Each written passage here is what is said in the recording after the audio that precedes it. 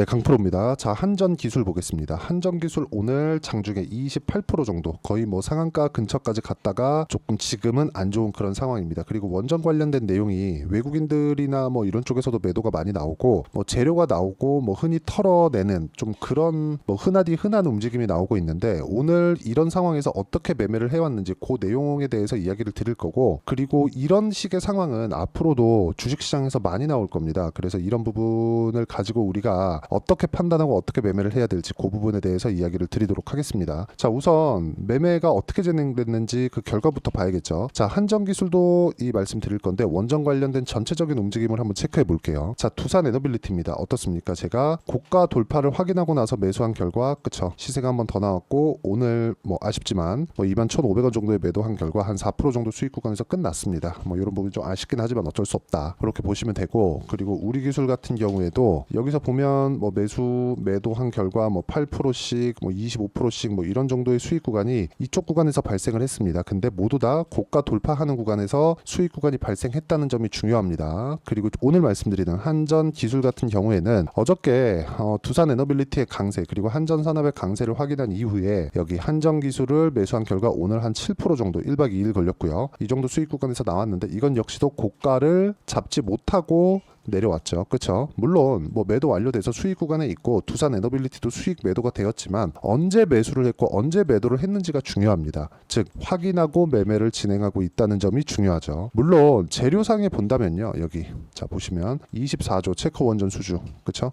유럽 교두보를 열었다, 뭐 유럽으로 이제 추가적으로 진출할 수 있다, 그런 내용에 대한 부분인데 이 내용만 보면 굉장히 좋은 내용처럼 보입니다. 근데 실제 좋은 내용이 맞기도 하고요. 근데 항상 먼저 올라왔기 때문에 올라온 부분에서 고가에서 물량을 맞고 딱 털어내는 그런 상황이 벌어지는 거죠. 주식시장은 항상 이렇게 진행이 됩니다. 그리고 이런 부분에 맞춰서 미래 가치가 반영되는 과정에서 시세가 발생하는 거예요. 그래서 아까 전에 제가 보여드렸었던 매매한 결과, 즉 수익 구간을 만들어내는 이런 구간에서는 싸게 샀을 때는 이런 매매를 절대 하지 못합니다. 그렇죠? 물론 여기 두산에너빌리티나 그렇죠, 같은 원전주지만 제가 공략한 시점을 보면 모두 다 올라갔을 때 매수를 하죠. 싸게 사지 않는다는 겁니다. 이쪽이 이제 바닥이겠거니 해서 매수하는 게 아니라 올라가는 부분을 확인을 하고, 그렇죠, 보유기간을 줄이는 게 목적이다. 그래도 크진 않아도 이런 식으로, 그렇죠, 어떤 상황이 오더라도 수익 구간을 만들어낼 수가 있습니다. 자, 요거 말고 뭐 다른 종목군들을 한번 볼게요. 예를 들어서 뭐 태성과 같은 그런 종목군들인데 어떻습니까? 이것조차도 올라가는 구간에 매매를 한 결과, 그렇죠, 50% 정도의 수익 구간을 만들어내고 있고요. 그리고 이 내용에 대한 부분을 제가 여기 소통방에서 공유를 해드리고 있습니다. 자, 6월 초에 나온 내용이긴 하지만 최근에 나온 다른 종목군들 같은 경우에도 꾸준하게 수익을 보는, 예를 들어서 뭐 한전산업과 같은 경우에도, 그쵸, 계속해서 매매를 한 결과 오늘 14.2% 정도의 수익 구간에서 끝났습니다. 자, 이런 상황을 지속적으로 만들려면 가격에 대한 이해가 필요합니다. 한전기술 관련해서 지금 뭐 고가에서 매물이 나오고 이제 매매가 어렵다 이렇게 보시는 분들이 있을 것 같은데 주식시장은 그렇게 흘러가지 않습니다. 앞으로 좋아질 만한 내용이 있어야 돼요. 근데 원전 관련된 내용은 앞으로 좋아질 만한 내용은 맞습니다. 근데 일단 강하게 매물이 나올 때는 내가 어느 정도까지 이렇게 피해갔다가 그리고 확인하고 다시 매수해야 되는 그런 부분이 필요하다는 거고, 그 내용에 대한 부분을 제가 여기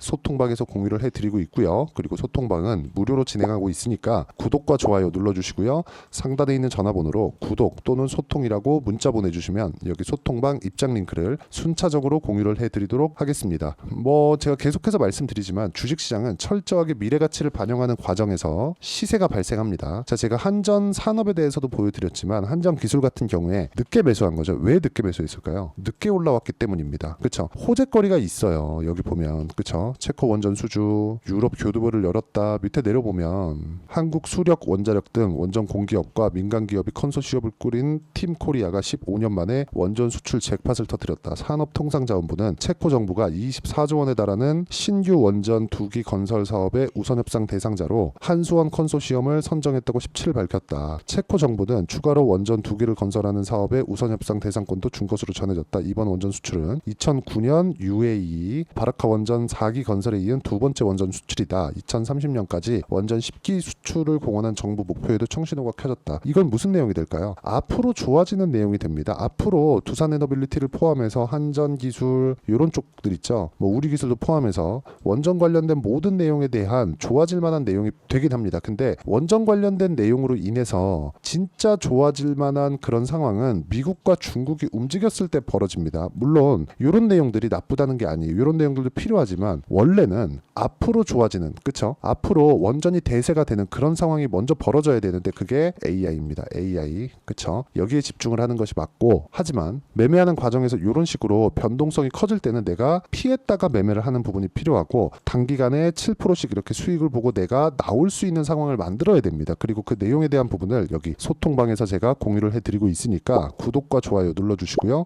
상단에 있는 전화번호로 구독 또는 소통이라고 문자 보내주시면 소통방 입장 링크를 순차적으로 공유를 해드리도록 하겠습니다. 자, 그리고 한전기술이 오늘 고가부터 시작해서 거래가 상당히 많이 터졌고, 한전기술뿐만이 아니라 한전산업도 마찬가지고요. 두산에너빌리티 같은 종목군들도 1조 이상의 거래가 들어오죠. 이런 상황이 벌어지고 있다는 건 뭐 매집이다 그런 걸 판단하기 전에 일단은, 그쵸? 매물이 일단 나왔고 바로 돌리려면 내일 바로 돌아가는 상황이 나와야 됩니다. 여기서 싸울 필요가 없다는 거죠. 이쪽 구간에서 우리가 어떤 식으로 가격을 잡고 매매 전략을 세워야 되는지, 그 이론적인 부분은 여기 한전기술의 단기 보유 전략, 그리고 단기 보유 전략과 함께 한전기술의 실시간 타점을 제가 문자로 공유를 해드리도록 할 테니까 상단에 있는 전화번호로 한전이라고 문자 보내주시면 단기 보유 전략과 실시간 타점을 제가 문자로 공유를 해드리도록 하겠습니다. 어떤 식으로 매매를 진행해야 되는지 그 부분에 대해서 이야기를 드린 거고, 오늘 실망하시는 분들이 많겠지만 여기서 매물을 받아먹는 과정을 확인하는 절차가 필요합니다. 이제 그 확인하는 절차를 어떻게 가격을 판단하고 매매를 이어가야 되는지 그 부분에 대해서 제가 가장 쉽게 이해를 시켜드리도록 할 테니까 영상 끝까지 시청하시고요. 모든 분들이 성공 투자하셨으면 참 좋겠습니다.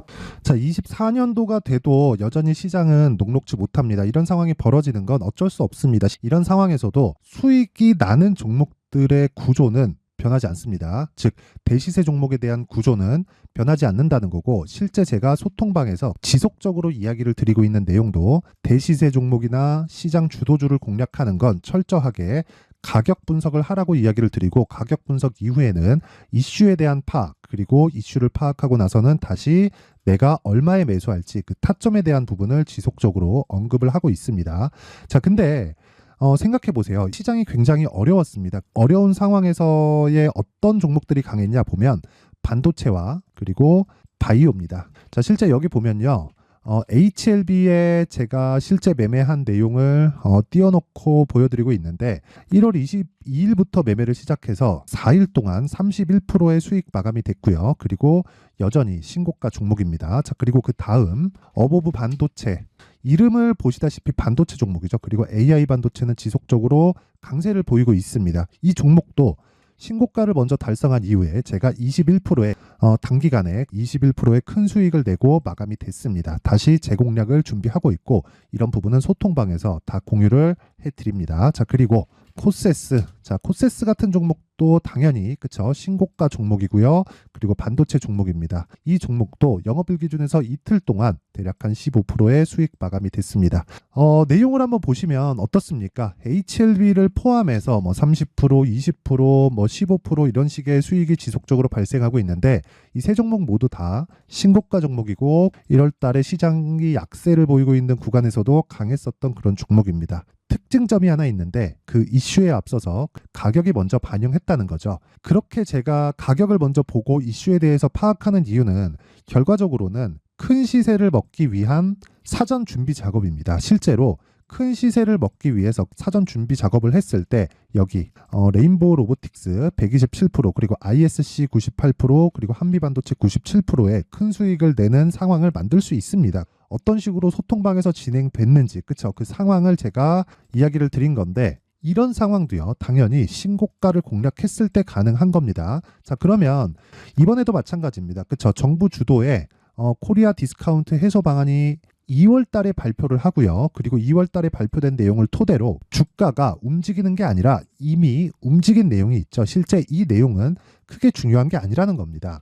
실제 움직인 내용을 보면, 자, 기아차입니다. 실제로 12월 달에 신고가를 만들어 놓고 정부에서 입김을 불어 넣으니까 순식간에 기아차를 포함해서 현대차 같은 거대 기업들의 주가가 2주도 채 되지 않아서 40% 정도의 큰 시세를 냅니다. 자, 그러면 우리는 어떤 종목을 봐야 될까요? 이슈를 파악해야 되는 것도 맞지만 철저하게 가격에 맞춰서 매매를 해야 되는 게 당연히 중요합니다. 정부가 주도하는 정책 방향이 있겠죠. 그 방향에 맞춰서 우리가 종목을 찾을 필요가 있다.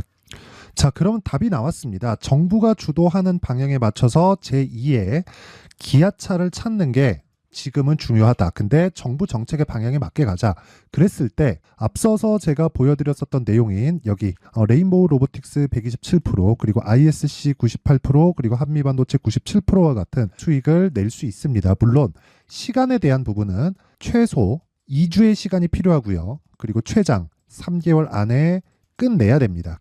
자, 기아차의 시세를 보셨던 것과 같이 2월 달에 정부 정책의 방향이 결정되고요. 바로 3월 달이면 시행입니다. 자, 그러면 우리는 거기에 맞춰서 당연히 종목을 찾아야 되고 제가 제2의 기아차를 찾아놨습니다. 제가 아까 전에 소통방에서 이야기를 드렸었던 내용 다 공개를 해드렸는데 그 내용처럼 종목만 받고 싶다 하시는 분들은요. 상단에 있는 제 전화번호로 대시세, 자, 대시세라고 문자를 보내주시면 정부 정책의 방향에 맞는 종목을 모든 분들에게 무료로 공개를 해드리도록 하겠습니다. 자, 제가 원하는 건 채널 성장이 목적입니다. 자, 그래서 구독과 좋아요 꼭 좀 부탁드리고요. 모든 분들이 정부 정책에 맞는 방향으로 매매를 이어가서 큰 수익 보셨으면 좋겠습니다.